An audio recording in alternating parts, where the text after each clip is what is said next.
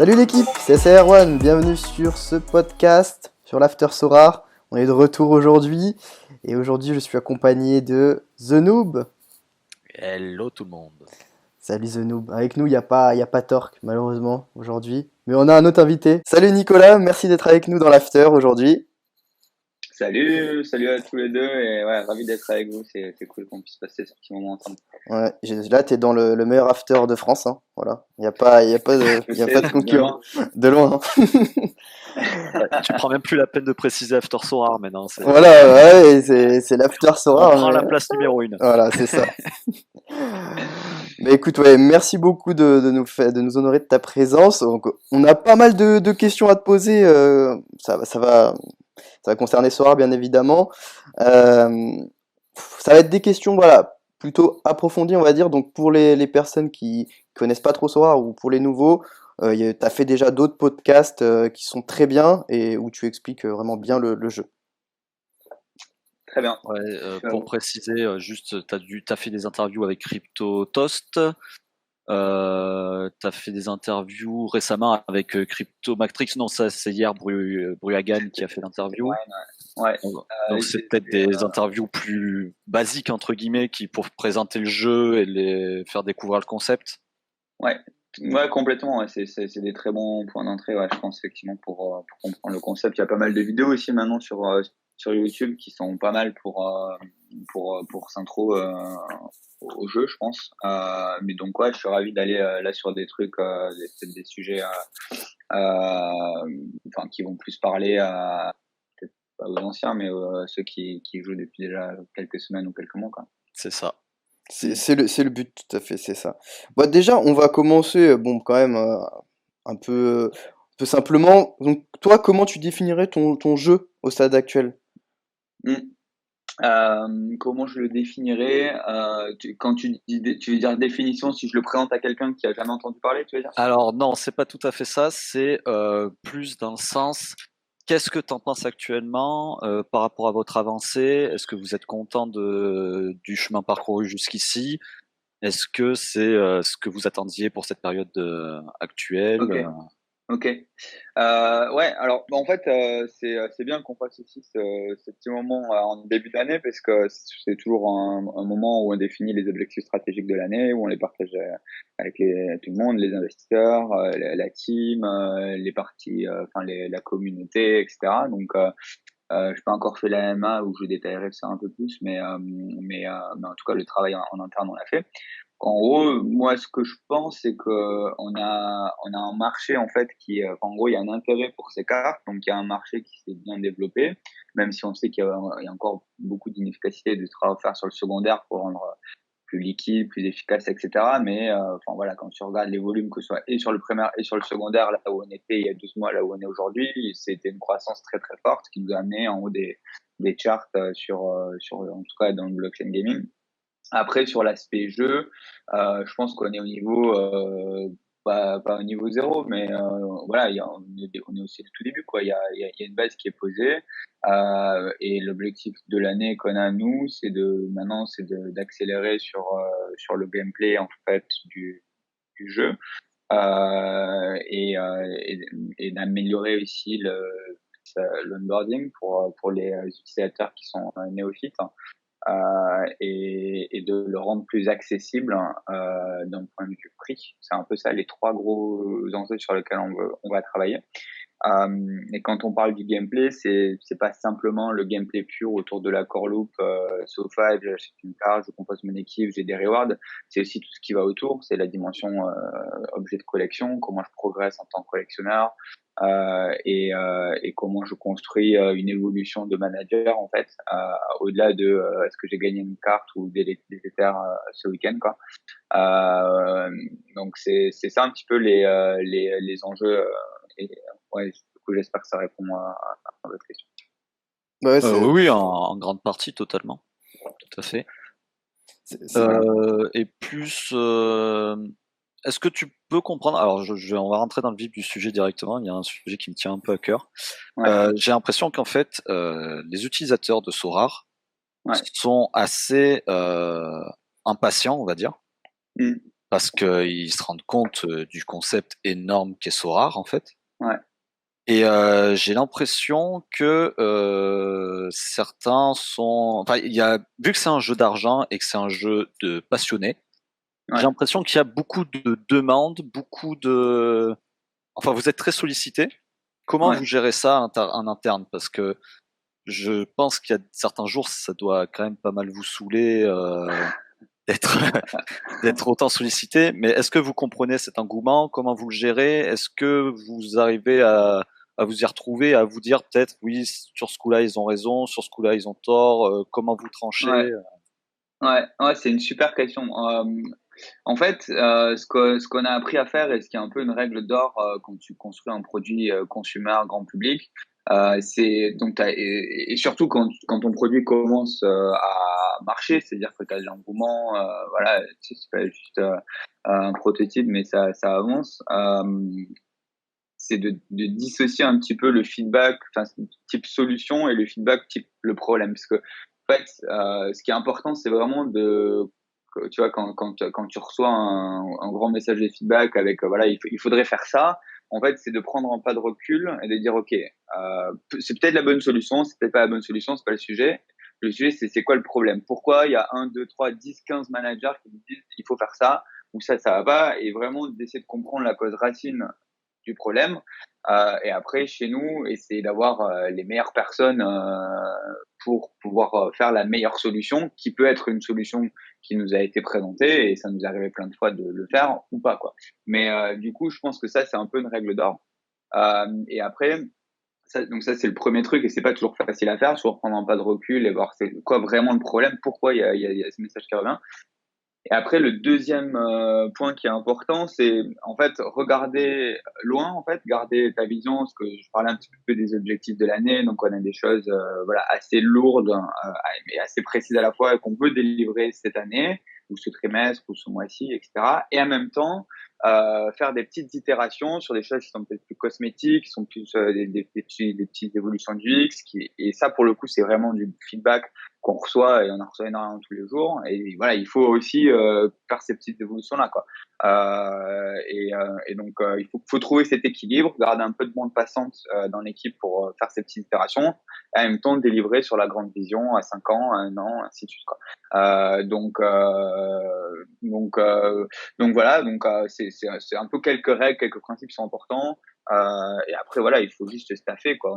C'est encore une petite équipe. On est 11 par rapport au volume qu'on fait, à l'engouement qu'on a. C'est tout petit, même si on a des personnes très compétentes, je pense, mais voilà, c'est quand même petit. Donc maintenant, il faut staffer aussi pour encore mieux prendre ce feedback, mieux y répondre. Donc ça veut dire plus de support, plus de community management, etc. Donc on va faire pas mal de posts sur ça pour être encore plus proche de la communauté, encore plus réactif, et voilà, encore mieux écouter, quoi.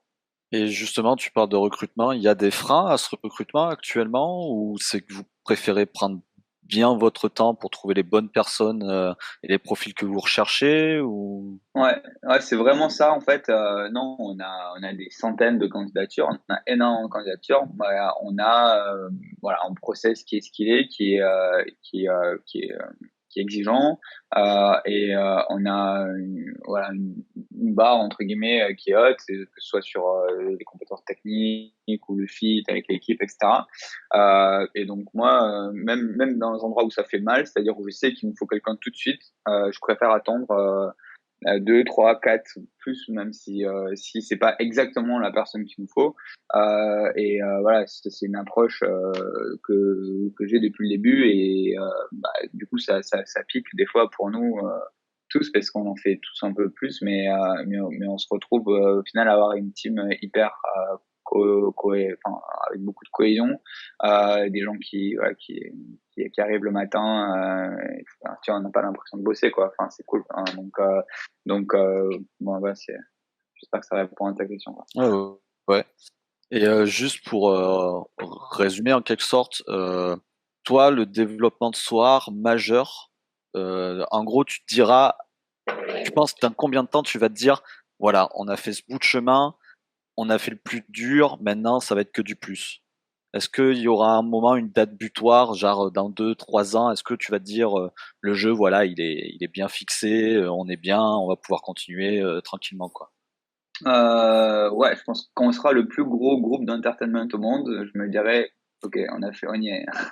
Non, enfin, moi, la vision, c'est pas de construire. Bien sûr, on va construire le leader du fantasy foot. Ça, c'est l'étape 1, et on a du travail dans les 2, 3 ans à venir.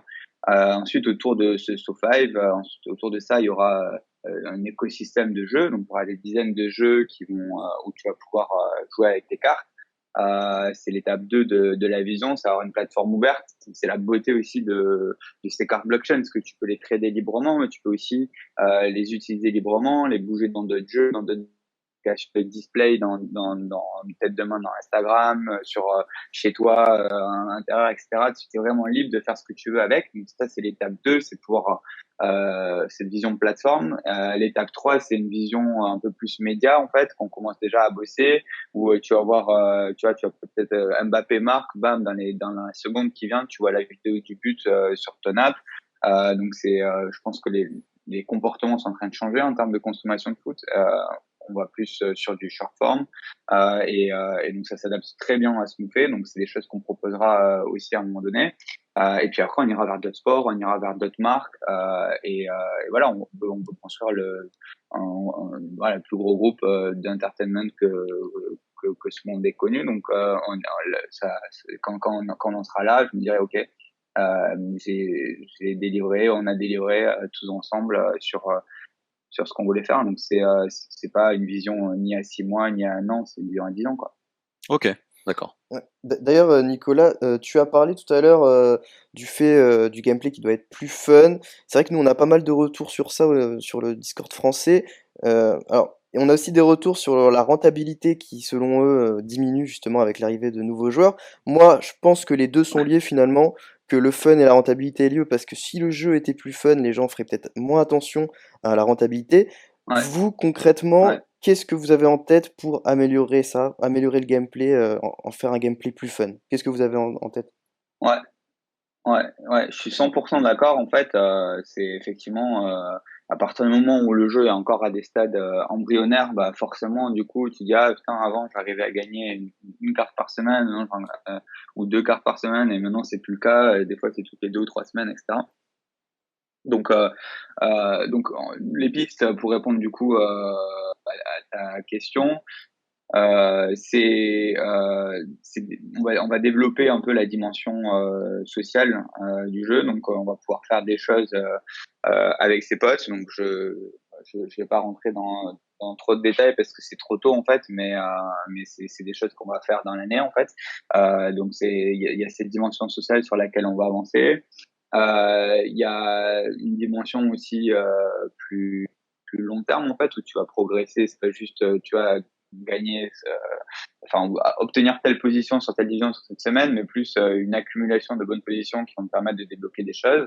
Et il y a une dimension sur l'aspect collection aussi qu'on va débloquer. Tu vas pouvoir pareil débloquer des features et des axes de customisation parce que tu as collectionné ta 5e carte ou ta 10e carte de tel club, ainsi de suite.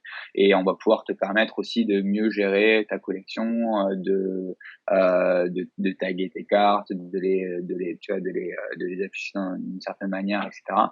Donc c'est un peu tout ça sur quoi en fait on va travailler, mais, enfin, pour parler des grands axes, quoi. D'accord. Et du coup, vous voulez quand même laisser ce système de division 1, 2, 3, 4 avec tout le monde dedans, ça vous y tenez ou vous êtes quand même ouvert à un gameplay totalement différent? Ouais, alors c'est des choses qu'on peut faire, enfin qu'on va probablement même faire évoluer. Après, ça sera pas sur le premier trimestre. Mhm. C'est plus des changements qu'on voit, enfin, tu vois, plutôt pour le lancement d'une nouvelle saison. Mais c'est des choses effectivement c'est des choses qui ont vocation à, enfin, c'est pas nécessairement figé dans le marbre parce que on veut aller vers plus de matchmaking, c'est-à-dire te battre contre des gens de ton niveau et plus de social et du coup ça appellera à des évolutions de ce format-là. Ça c'est certain quoi. D'accord, ouais, parfait. Ok, bah, je te propose de passer maintenant par rapport à l'onboarding, qui a priori est un point important de l'année 2021, Ouais, d'après ce que j'ai compris. ouais, Je voulais savoir, est-ce que vous êtes en quelque sorte dans votre timing? Alors, comment je pourrais expliquer ça? En fait, par rapport à l'évolution d'Ethereum, au prix de l'Ether qui monte, ça, j'ai l'impression que ça doit vous freiner un tout petit peu parce que dans les têtes des joueurs, ça devient compliqué. ouais, En même temps, vous n'avez pas trop envie non plus de perdre vos joueurs, mais d'un autre côté, il y a le TH qui pousse. Beaucoup de joueurs se disent ah, faudrait que je vende mes cartes parce que mm, peut-être que l'Ether est plus rentable. Donc mm, là, on repart sur un côté certes de gameplay. Peut-être s'il était plus fun, les mm, joueurs penseraient moins ça, ouais, penseraient moins rentabilité. Mais au ouais, niveau de l'onboarding, j'ai l'impression que en fait, les moyens déployés, c'est limite fait exprès que tout ne soit pas déployé. Par exemple, ouais, quand vous ajoutez un club comme le Real Madrid, ouais, alors certes, c'est super cool d'avoir un tweet de leur part sur leur Twitter, mais ouais, on sait très bien qu'il y aurait mille choses autres à faire.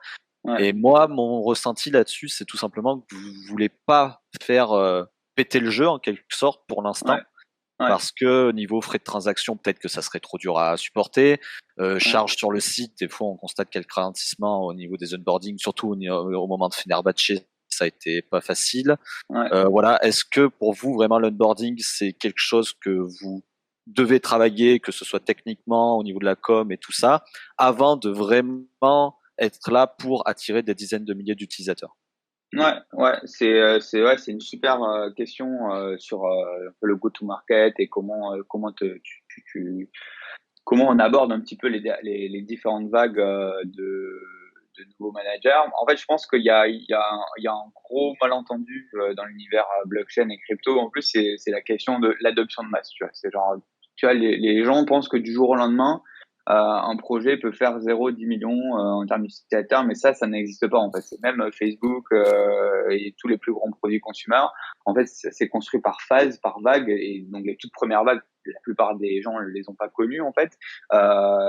Ces vagues de early adopters qui se sont enchaînées petit à petit.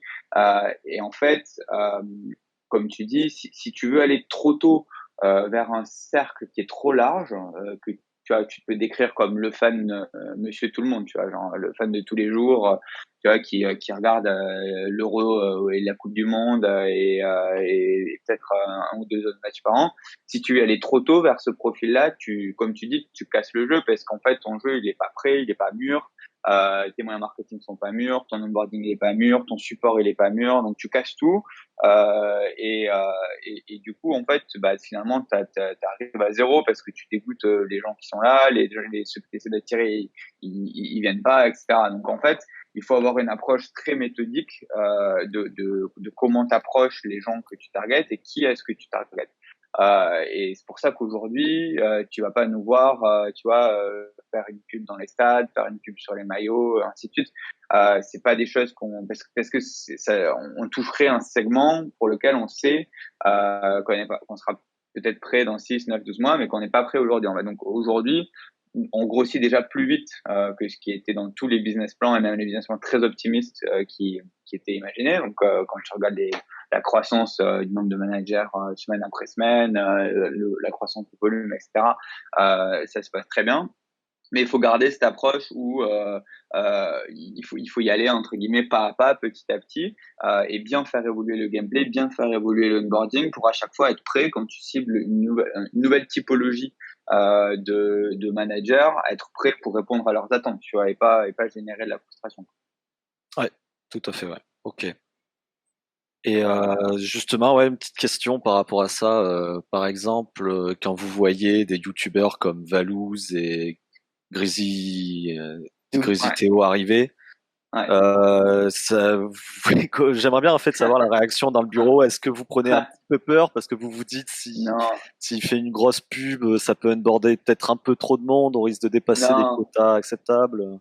Non, non, en fait, non, en fait, tout ça, ça vient naturellement, tu vois. C'est Valous, il m'a dit, ouais, je matais des vidéos sur YouTube, je suis tombé sur vous, ça m'a fait kiffer, j'ai joué, j'ai kiffé, bam, j'en ai parlé à Théo, il a kiffé, il est là.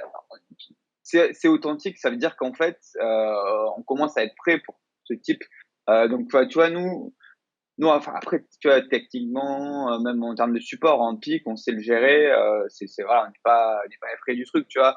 Je pense que non, non, on est excité, on est super content. C'est des mecs qui sont très cool. Enfin, moi, ce qui me fait plaisir, c'est que c'est qu'ils sont venus, qu'ils ont trouvé et qui s'amusent, tu vois. Et que voilà, c'est pas, tu vois, c'est pas un truc. C'est pas que c'est mal de sponsoriser ou tu vois mais tu vois le fait que qu'ils soient venus d'eux-mêmes, je trouve que c'est super encourageant Ouais, pour nous c'est tous, quoi. sain en fait. C'est une arrivée C'est ça. saine. C'est Ouais, ok, voilà, exactement, ouais. Ouais. bien sûr. Ok. Et aussi par rapport, on a vu que vous aviez mis plusieurs moyens techniques en place, par exemple Ramp. Ouais.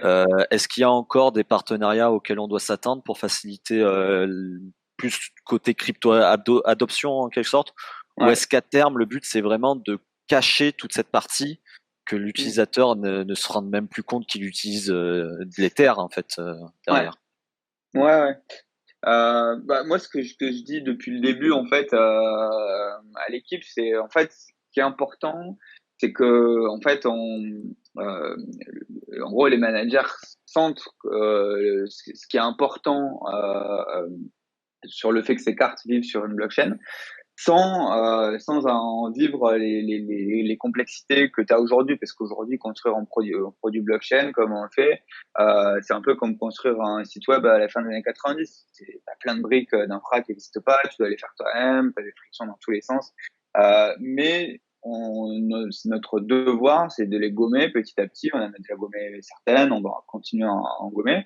Et voilà, le but, c'est que, en gros, le manager qui arrive, il sent que ces cartes, donc ça peut passer par le design, par l'histoire qu'on raconte, par les mots qu'on utilise, mais il doit sentir que ces cartes, c'est des données qui sont rares, que si on dit qu'il y a 100 cartes sur cette saison, de tel joueur, il peut y en avoir 101, donc il y a cette notion de rareté qui passe, cette notion de liberté sur le fait de pouvoir la revendre quand il veut, qu'il peut la sortir s'il veut de la plateforme, utilisant d'autres plateformes, tu vois, la notion de traçabilité, que, en gros, tu peux voir l'historique des ventes, enfin, tu vois, toutes ces caractéristiques qui viennent avec un asset blockchain, qui les voit, mais qui envoie les bénéfices, tu vois, plutôt que on est à l'expliquer, voilà, c'est sur Ethereum, Ethereum c'est une blockchain, ça fonctionne. Ça c'est pas notre job. Notre job c'est de donner du plaisir aux gens parce qu'ils comprennent que c'est des systèmes de jeu qui ont des propriétés qui n'existaient pas avant et que c'est ça qui est fascinant, quoi. C'est que voilà, en gros, quand tu achètes une carte chez nous, en fait, elle est 1000 fois mieux qu'une carte que tu achètes dans n'importe quel autre jeu parce qu'elle est rare, parce qu'elle est tradable, parce qu'elle est portable. Donc c'est tout ça qu'il doit comprendre, mais donc, voilà, ils doivent voir les bénéfices via autre chose que lire une FAQ sur la blockchain. Je vais résumer, quoi. Ok, ouais. Et, Et d'ailleurs, tu parlais de rareté, tant qu'à faire, possible de voir une rareté 1 sur 1000 dans l'année 2021? Possible, ouais.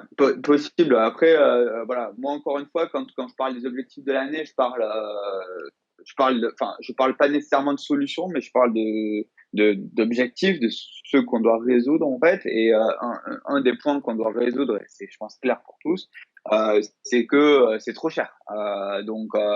Donc voilà, c'est vrai que c'est une piste très sérieuse de dire il faut une nouvelle catégorie en fait qui soit plus accessible. Et c'est clairement une piste qu'on étudie. bah, ouais, d'ailleurs, moi, Possible plus plus?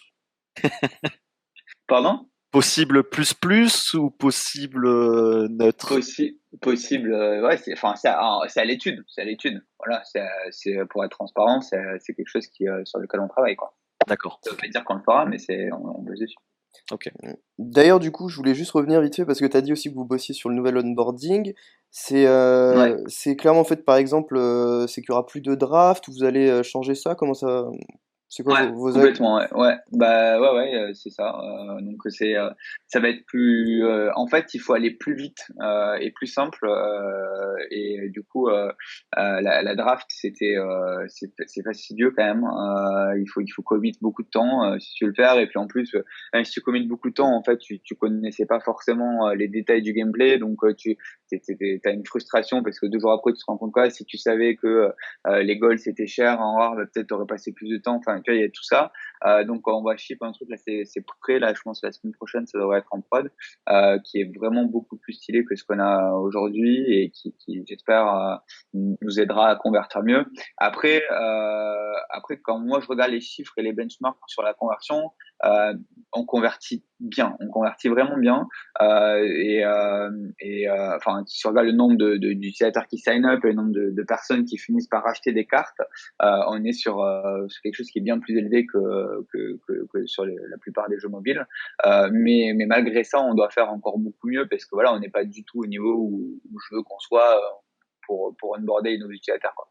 D'accord. Et dans, Ok. et dans le même esprit, est-ce que vous voulez développer aussi la partie free-to-play justement avec ce de l'onboarding?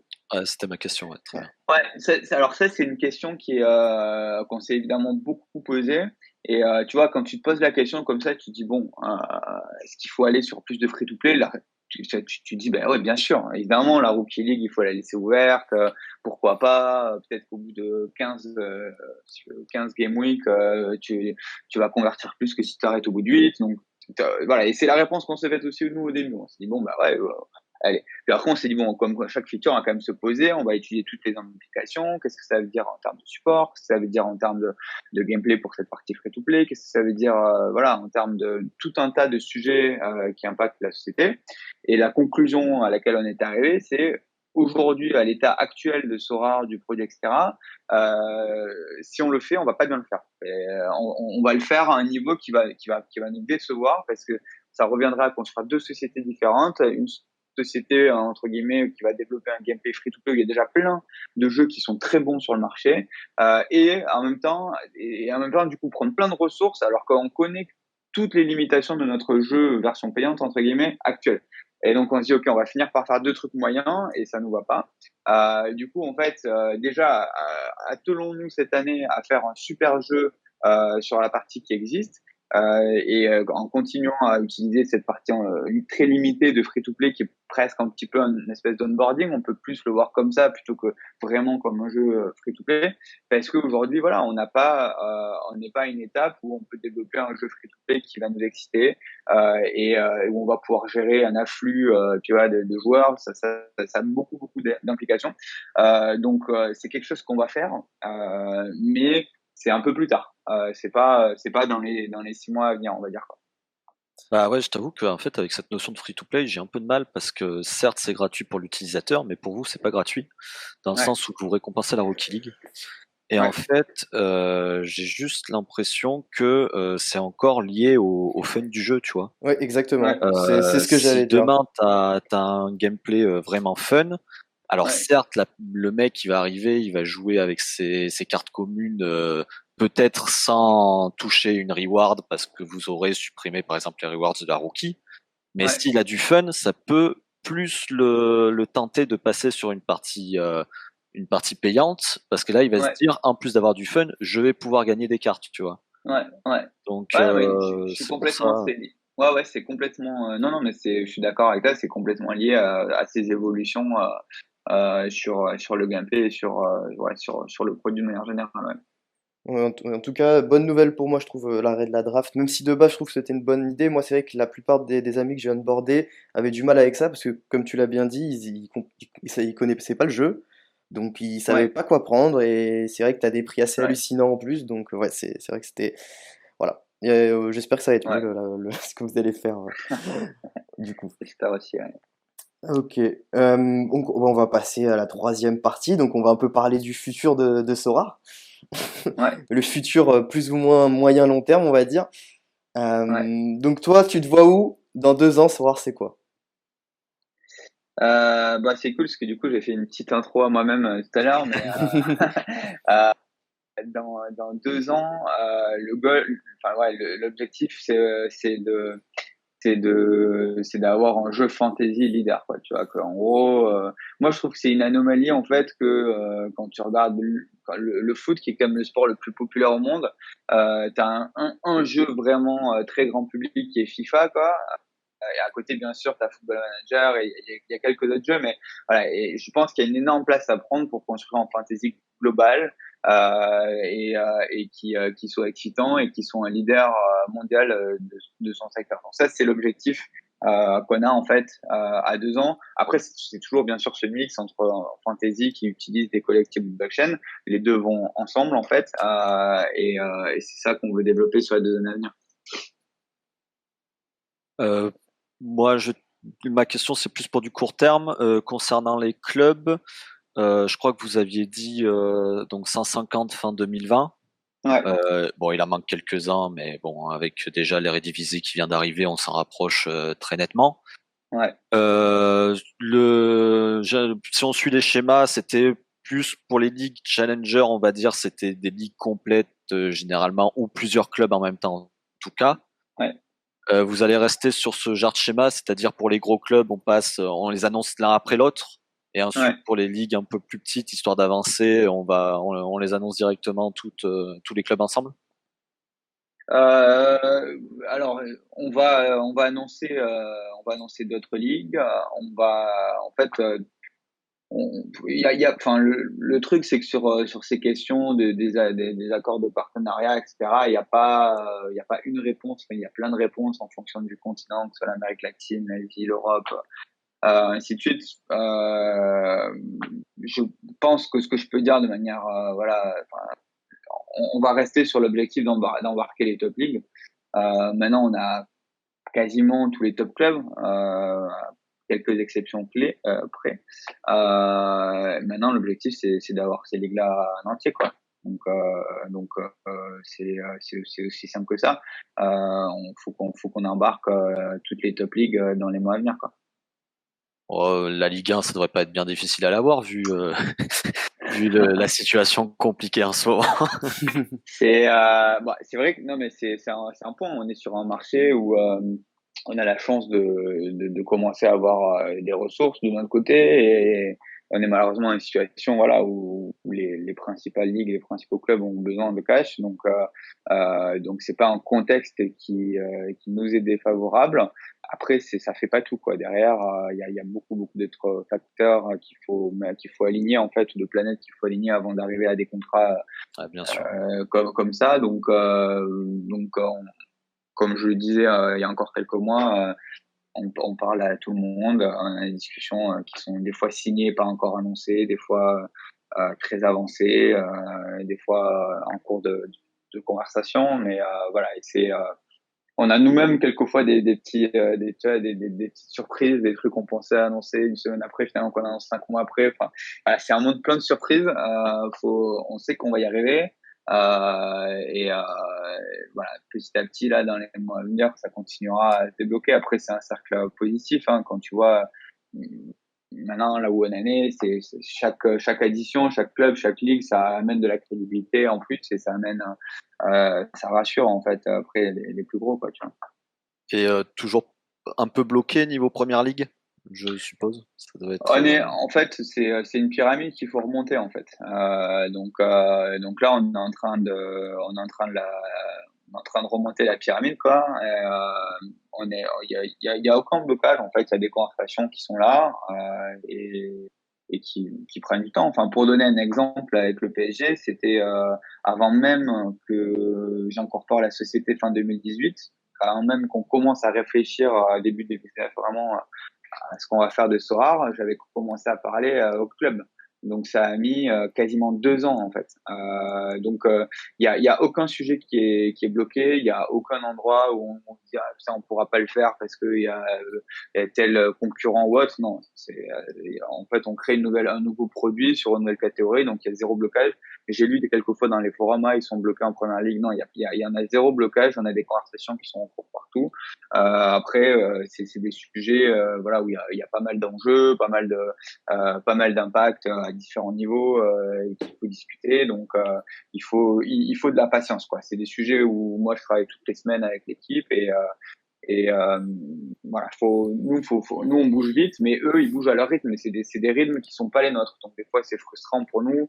On est frustré parce qu'on voudrait annoncer des choses plus vite à la communauté, mais voilà, eux ils ont un rythme des fois. Enfin, entre deux meetings c'est 3 mois et en fait ils ont l'impression que pour eux c'est vite quoi. Ouais, bien sûr. Donc en fait il faut qu'on soit conscient de ça et il faut voilà, tout arrivera à un moment donné et ça viendra de plus en plus vite normalement. Et d'ailleurs, pour les joueurs transférés, par exemple, pendant le mercato d'hiver, c'est un problème de droit à l'image, là aussi, pour qu'on n'ait pas les cartes directement? Ou, par exemple, je pense à un Lucas Paqueta à Lyon. Non, ouais, des exemples comme ça, base Non, d'os non, au club de Bruges. c'est des problèmes d'organisation interne liés au club de foot et de faire venir un photographe au club. C'est aussi con que ça en fait. Ok, d'accord. Et ça nous, enfin, c'est vrai que c'est des sujets qui nous, enfin, nous, ça nous frustre aussi quoi, parce que voilà, on voit que le joueur il est signé, en plus il performe, etc.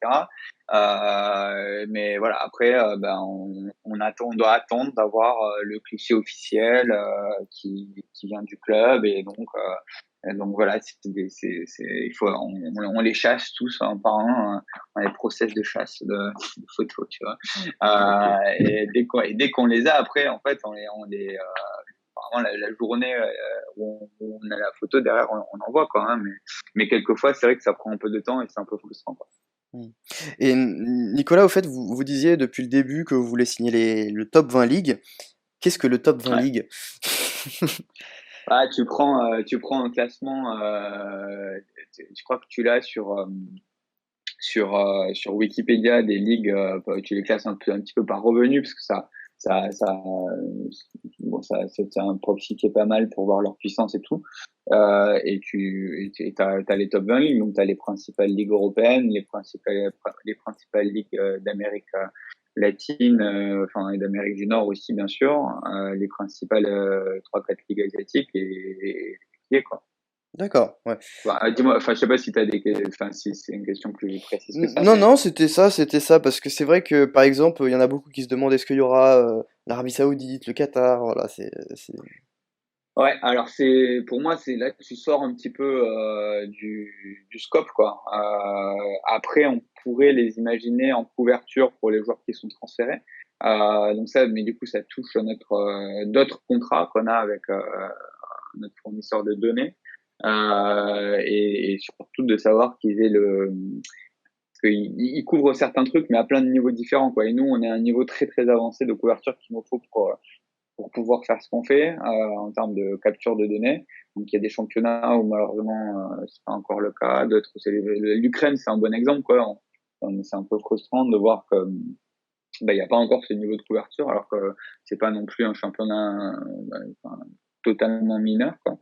Donc voilà, après notre partenaire il progresse aussi lui-même et petit à petit il embarque plus de couverture et plus de ligues quoi. Hmm. Et d'ailleurs, je voulais aussi revenir, parce que pendant la période des replays, on a vu l'apparition de la Ligue Jupiler League. Donc là, il y avait Ouais. 4 divisions. Est-ce que c'est quelque chose qui pourrait faire son retour dans le futur, ou est-ce que maintenant vous êtes bien avec la Challenger, Champion, etc. C'est une évolution ouais, qu'on pourrait imaginer effectivement de commencer à aller vers des systèmes de nationaux quoi. Mhm. C'est pour être complètement transparent, c'est pas quelque chose qui est dans les cartons là tout de suite en tout cas pour ce trimestre-là. Mais c'est clairement ça fait partie de la vision quoi. Une fois que vraiment qu'on a cette masse critique et qu'on a rempli Champion et qu'on a rempli Challenger, de commencer à décliner un petit peu quoi. D'accord, ok, très bien. Hop. Et bon, Alors, on approche. Ouais, ouais, vas-y. non, j'allais dire, bah, je sais pas si t'as une autre question, puisqu'on en approche de la fin. Donc, Ouais, bah là, ouais, on approche de la fin de l'interview. Moi, j'ai quand même une question, je pense, qui tient à cœur à tout le monde. Est-ce que Girard s'est adapté à son nouveau bureau? Est-ce que Gérard s'est adapté à son nouveau bureau? C'est la Ouais, question. est-ce qu'il se sent bien au sein de l'équipe? Est-ce qu'il y a une bonne ambiance? Est-ce qu'il tape des petits babis le midi? Il est très chill. On n'a pas la chance de l'avoir en encore tous les jours, mais on l'a vu plusieurs fois. Et il va faire des grandes choses pour nous. C'est ça le message que je peux avoir, quoi. C'est un mec qui va beaucoup compter, je pense, dans le foot business quand il aura terminé sa carrière. Donc au-delà de son image et tout, aujourd'hui en tant que joueur, ouais, ça va être hyper utile pour pas mal de projets qu'on a dans les cartes. D'ailleurs, comment vous l'avez approché? C'est lui qui est venu ou c'est vous qui l'avez démarché? Il est venu via un de nos nouveaux investisseurs. Donc, en gros, sur le dernier tour de financement le dernier qu'on a annoncé assez récemment, il a co-investi aux côtés d'un fonds américain qui s'appelle Cassius Hmm. Family. Et donc, en fait, voilà, il est très ami avec la personne qui gère ce fonds, qui est l'ancien patron du sponsoring chez chez Coca, pardon. Euh, et donc, si tu veux, cette personne-là, Emmanuel, est très très connecté dans le monde du foot parce qu'il a sponsorisé la Coupe du, enfin toutes les plus grosses compétitions, les plus grosses ligues. Il est hyper connecté et donc il connaît aussi pas mal de joueurs qui ont eux-mêmes investi dans son fonds. Et donc voilà, il a dit à Gérard, ce mec-là est un gros fan de cartes un gros collectionneur, il dit, je regarde Sorare, c'est incroyable, c'est culture, faut que tu regardes et tout. Donc, il en a parlé comme ça. Gérard, il s'est mis dessus et voilà, il a accroché. Et, du coup, voilà, après, je l'ai rencontré. On était bien alignés sur ce qu'on voulait faire ensemble et du coup, c'est ça un petit peu l'histoire, quoi. Et d'ailleurs, il y a un podcast qui est consacré à ce sujet. Alors, tu pourras peut-être m'aider, Nicolas, parce que j'ai oublié le nom de la personne qui t'avait interviewé. Enfin, après, t'en fais plusieurs, donc tu te rappelles peut-être pas, mais Ouais, j'ai noté. Ah, alors, un podcast qui est consacré aussi. ouais, je l'avais écouté. J'ai fait une intervention à la télé en décembre là, sur Bloomberg TV, c'était ça. Donc, par contre, Alors non, c'était pas ça, c'était avec un mec qui fait des podcasts. Mais bon, après, je pense que si vous tapez podcast tout à fait. Nicolas Julia et Piqué, Ouais, vous ouais, devriez y trouver. Et au pire, on mettra le lien dans la description du podcast. ouais. J'ai une toute dernière question qui va prendre 30 secondes. Non, mais vas-y, si tu veux encore, on peut faire 2-3 minutes. Vas-y. Nicolas, es-tu heureux dans ta vie actuelle? Tout se passe bien? Parce que c'est important qu'on ait un CEO épanoui pour le développement du jeu. Alors, est-ce que tout va bien? J'adore cette question. C'est pour ça que je vous aime, quoi. C'est parce que vous êtes des êtres humains avant tout. Non, non, mais moi, ce que je disais juste avant, en fait, c'est euh, tu vois quand tu te lèves le matin et enfin, tu fais un truc qui te fait kiffer, tu fais un jeu de foot qui marche, enfin, tu vois, il y a un bon début. Et que tu vois que voilà ça plaît, qu'il y a une communauté autour qui fait des trucs incroyables, c'est hyper enfin, ça fait du bien, quoi. Donc c'est le challenge, c'est plus de temps en temps savoir s'arrêter, quoi, prendre du temps pour sa famille. Moi j'ai deux petites filles, donc c'est évidemment les choses les plus importantes pour moi. Et donc il faut savoir tu vois se mettre des routines où tu bloques du temps pour ta famille, pour tes potes, etc. Parce que voilà, moi je pense que je peux parler au nom de l'équipe, quoi. Ce qu'on fait, ça nous fait vraiment kiffer. Et j'espère que ça se ressent dans voilà dans ce qu'on propose à la communauté, quoi. C'est vrai que se réveiller le matin et de se dire, bon, 10 heures, j'ai un petit call avec André Schurle. Après, à 11 heures, je vais faire un petit tennis avec Gérard Piquet. Ça doit être pas mal. C'est pas mal, c'est pas mal. Non, mais Ouais. en tout cas, c'est super cool et j'espère que tu en profites à fond parce que ça doit être une expérience folle quand même de rencontrer toutes ces personnes et d'être dans Ouais, le milieu qu'on affectionne tant, le football et tout ça. Et ouais, en tout cas pour ma part, moi je suis très heureux de faire partie de cette aventure en quelque sorte en tant que joueur. Et ouais. puis voilà, longue vie à Ouais, Sorare. merci beaucoup pour votre temps. J'ai pris Bah, du plaisir à prendre ce petit moment avec vous. J'espère qu'on en aura plein d'autres. Et ouais, longue vie à Sorare et à la communauté FR. merci à toi, Allez, Nicolas, en tout cas. Merci à toi. Salut les gars, Salut, à bientôt. Nicolas. salut! Salut. Ciao, ciao.